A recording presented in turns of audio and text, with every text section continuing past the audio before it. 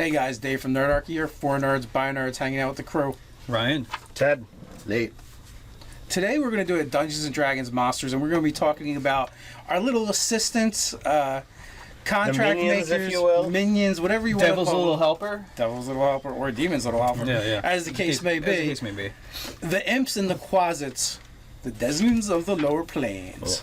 So, you know, as Dave pointed out before we started the video, the stats are the least to talk about, with these guys. But if you need to, refresh your memory, imps are going to be found in your trusty monster manual, page 76. And the quasits are probably in the devil section. Oh, here we are. They are actually in the 63. demon section. Demon, yes. The demon section, page So, 63. essentially we got the axis of law and chaos. They're both very evil. But they both basically facilitate the same function. Sidekick. Yes. They are kind of sidekicky. They are sidekicky, but you know what? I think that, even more so than a lot of the other demons and devils, they really are the tempters of souls. Mm-hmm. And, I feel like their job is basically to get mortals to sign on with the dark side. They're like the door-to-door salesman version. That's exactly what they are. Have you heard the good news about Osmodeus? All right, I see you're upset, and the other people make fun of you. I have a solution for you. I totally see this put the picture in my mind of them in the little suit knocking on the door. Hi, have you heard about Osmodeus today? Yeah. So, let me tell you about that. I don't think they really work in that sense. I know, but it's just what jumped into my head. It's more like That's they funny. open the briefcase. Let me tell you the benefits. Yeah. Yeah, of signing this contract. You've got the quas that can shape change into some beasts, and they like the bats. So, a talking bat might seem a little strange, but hey, when you don't have any friends, talking bat's not bad. Both of them, can polymorph into little monsters or little animals. And, essentially, with the wizard and the warlock, and anyone who happens to have access to the Find Familiar spell, Which could be a bunch of people, really. Because you could just take the Ritual Caster and take Find Familiar and end up with a cool-ass Familiar. Yeah, absolutely. Ritual Caster or Magic Initiate. Mm. There's a bunch of different ways to get a Familiar. Right. And both of these guys have a sidebar for, hey, this is a Familiar. Right. In case you're unfamiliar, here are the benefits of having this as a Familiar. Yeah. And of course, they're all in previous editions of the game, they were always willing to offer themselves up as Familiar, because as soon as their master meets its end, their job is kind of to usher the soul right back to the lower planes. Right. Mm. Now we have the Warlock. Pack of the Chains, where your patron actually gives you a little infernal assistant. Yep. So I feel which is really just a water boy for your soul when you die. Absolutely. Pretty much. Water boy or taxi, however you want to look at it, really. But I could definitely see the the Familiar actually being kind of like the doorway to the patron. The patron doesn't reach out to you, but he's like the messenger. Yeah, an Emperor Quasit does, and go, hey, look, you seem to be in a bad way right now. Yeah, we can make that all go away. The Familiar has the ability to, lend assistance, but it's really, it's going to be at that pivotal moment when it's like, okay, I'm not required to do anything here. And as you said, when you're at that bad spot, it's like, well, I can do a little bit more than I used to, or I have the ability to do more than, what our arrangement has set up, but it'll cost you. Right. And personally, I would always just rather deal with a lawfully evil creature than a chaotic evil creature. So I'm Team Imp in this instance. I have to agree, because I feel like, a Quasit, if you're hovering on death's door, they may actually usher you. They must usher you in with those final death saves. All right, here you go. Here you go. Yeah. Yeah, I could just picture the Quasit sitting on your chest, smiling as it just starts to rend into you with its little tiny claws. Or doesn't it also have the poison stinger too? They have poison, but they don't have the stinger. Mm. They look like little melting wax dudes. I definitely like the look of the Imp better over the Quasit. Yeah. It's always been my my favorite of the little evil bastards. But they have that classic devil look. I thought Quasits were always kind of almost like fiendish gargoyle looking esque, but maybe that's the way they got it. They took a new direction, I think, in that. Still cool. That is a new direction. Like in previous editions, they looked like that, but made of melting wax. Mm.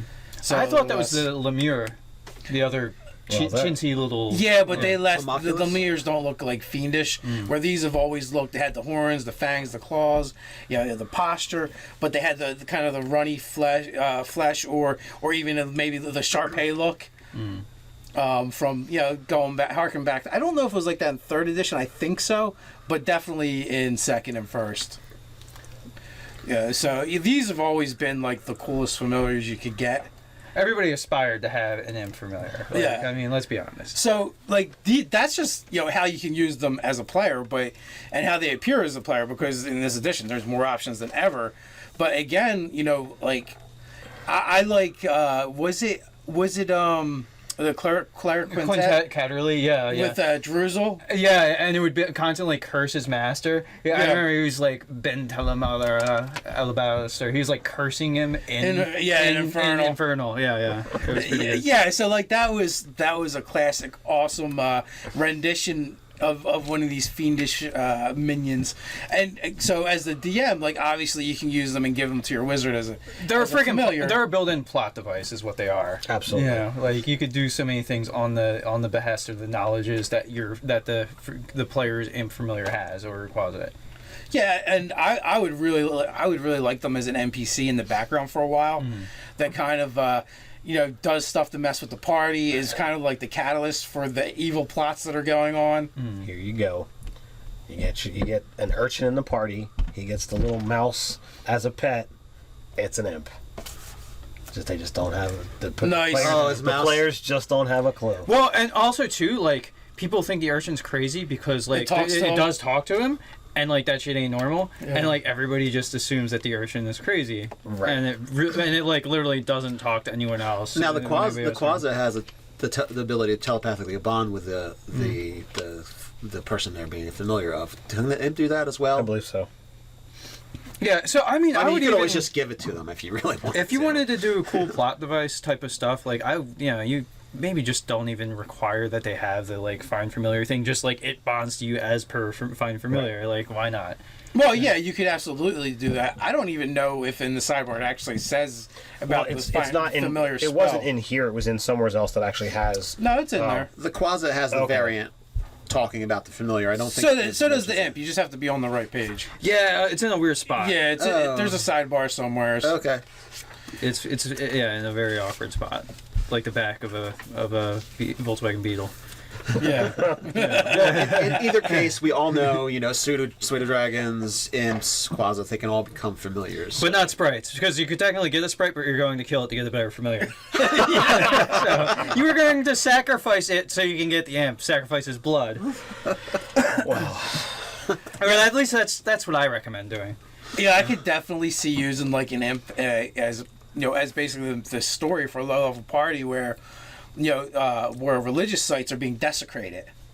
And more of a mystery kind of like they have to figure out what's going on Jinkies story than kill the monster story, because maybe the cemetery and the graveyard becomes desecrated, and now zombies and stuff are rising.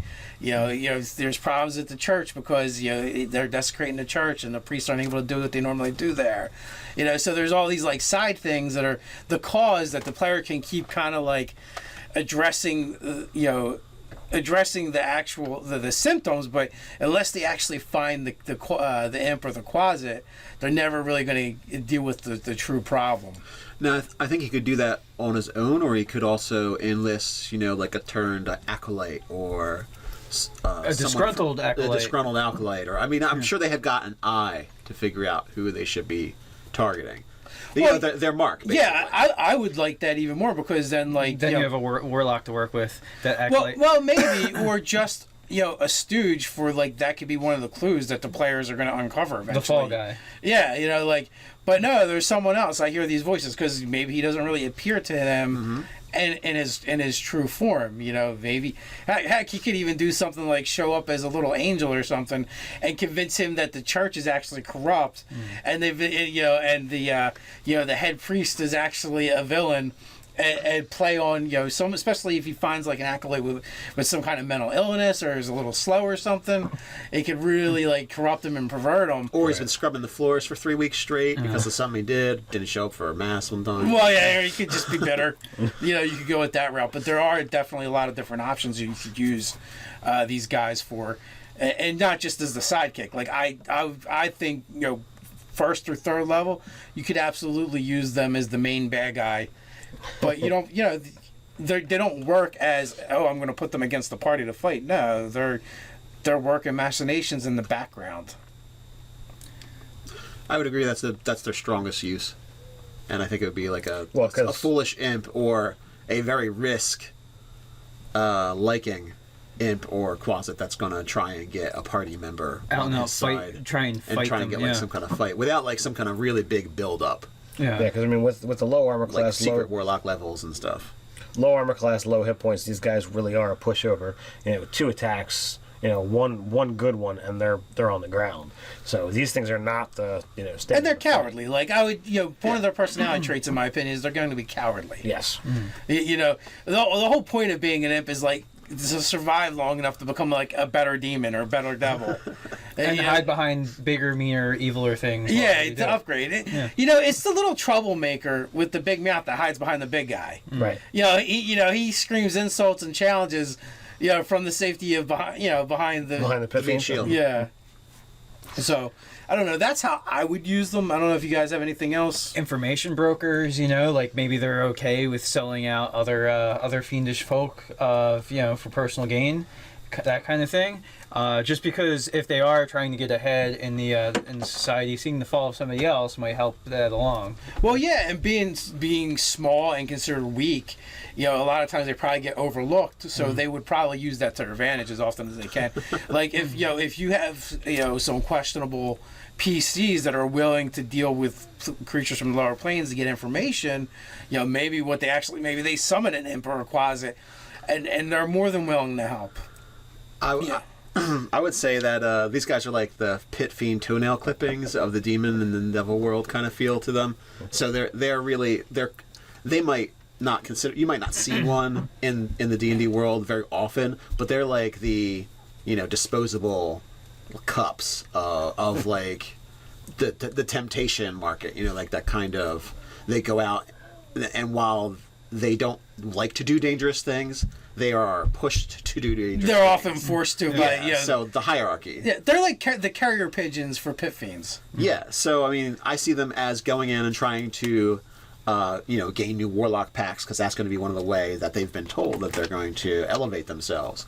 Maybe they have to bring so many warlock pack souls back or this or that. Keeping the eye out for people. I think along with the soul things, I don't want to focus too much on that because I think having a warlock pact with several warlocks, I think would be a good standing for an Emperor Closet to have, because it would be an elevation. Like, hey, I'm gaining you this power and the ability to control and augment things in the world that you want to get into or want to deal with.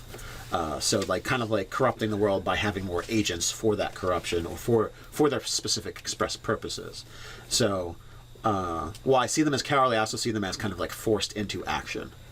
Well, I think the point of cowardly is cowardly when confronted with combat.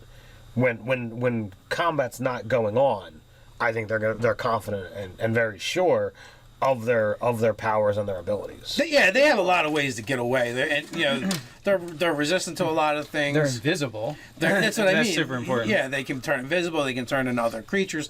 They have ways to hide and scurry away. So I don't see them being afraid to contact. And like you said, Nate, they're gonna scope out their mark. They're gonna find the right guy for the right job. And a big part of it is like maybe it isn't always just a warlock pact. It could really just be, tempting people to do the wrong thing, and you do that enough times, that's also going to add to their prestige and their personal power. Like maybe it's a big deal for them to go after more prestigious mortals on the prime plane, and kings and queens and officials in a community or high-ranking priests or clerics. Where by tempting those, to the ways of evil, they're going to elevate their status so much faster. And better. I just had an idea of like say a small rural like hamlet or something like that. You have in this community this like magical animal that if people pray to it and bring it like sacrifice or gold or whatever, so bring it some sort of tribute that like whatever most things that they ask for get granted, so people start like worshiping this thing as a false idol basically. And it's the reason why these things are actually coming true is because the imp then like figures out what it has to do to make some of those prayers happen, so it raises its own prestige, but really it's just itself polymorphed, and maybe even it like talks or whatever, so it's this like sanctified thing. It's probably polymorphed into a goat, right? That corrupts. So it's like a village spirit, right? But it's actually demonic. Given manifest, and it's like so it's corrupting the entire village because it's giving this false worship, and it's probably raising its own portfolio for actually getting worship. Or a more powerful creature from the lower planes could probably actually grant wishes. And the thing is too, like you could definitely do the thing like everything seems awesome at first, but then as things go on, it gets a little more Lovecraftian or Cthulhu, or the wishes start to turn or twist. Yeah. Well, you just need that one person that's desperate enough and wishes for something crazy, and you say, well, that's just not going to be gold cost, or like a pigeon or something. Yeah. Well, maybe we can work something. Maybe it doesn't require tribute. Maybe it just grants wishes. But the idea is the wishes all go bad. Oh yeah, all messed up. So I keep thinking of Needful Things, but I didn't actually read all that book. I stopped halfway through, so I don't know how it went. Yeah, but there was that wish granting kind of property too. It was kind of like the guy who wanted to be Spider-Man in my Dresden game. Yes, yeah. He got what he wanted, but then he found out, I don't really want this. Because it got twisted. Well, because it get turned into Man Spider, not Spider-Man. Oops. Semantics. Well, Man Spider exists. He does exist. Oh no. Yeah. But yeah, so there's definitely a lot of routes you could go that. Like it could be serving a Epiphany, or even you could go really a little off the rails and maybe it serves an Afridi or a Djinn or something. Right. And who does grant wishes, but again, like it uses those wishes against those people, and maybe the more wishes that it grants adds to its power somehow. So then you could later bring that back into the game. Like the initial thing is for the players to they wander into this hamlet, and like everything's kind of like weird because everything's great at first. Maybe even one of the players decides to go, oh, this is awesome, I want to make a wish. Yeah. But and then after a little while the wishes start to turn, and then you have to figure out what's going on and how to break the wishes. Maybe there's something that involves. I'm totally ripping this off from an episode of Supernatural too. Yeah. But perhaps you have to steal from everyone. Yeah. But perhaps you have to find the first wish maker, and their wish has to be unmade in order for everything to be set right or something. So it it could be this whole story arc. Yeah, story arc, but more centered around investigation and solving a mystery. Well, because again, back to the point of the imp is not going to be the monster. Like, oh, I'm a monster, I'm just going to fight you. Yeah, because I'm this tall, literally, and could live in an itty bitty living space. But the fact that it could grant some of the wishes that get twisted and turned might turn into monsters that then the players have to deal with. Right. So there's definitely like interesting ways you can go about it. Interesting traps, hazards, and monsters, all from the wishes going bad. Mimics, all about animated objects. Everything becomes a mimic. I think the tricks list is probably a really good list to check out. Yeah. I don't think it's bad enough, to be honest with you. Yeah. Like if you wish they wish a loved one back to life, and oh look, now it's a zombie. At first maybe it seems all right, but then it starts becoming zombie-ish. Yeah, they might seem like very much alive stinks. at first, and then like they start to decline into a state of undeath. Yeah. Like they become a ghoul or something. And then they want to love you to death. So what do you guys think? How do you use imps and quasits in your game? Do you like the kind of things we put forward? Put your thoughts in the comments below. While you're at it, like, share, even subscribe. You can check out our Patreon account over on Patreon. You can improvise with me on Twitter. Hang out with us at nerdarchy.com. So until next time, stay nerdy.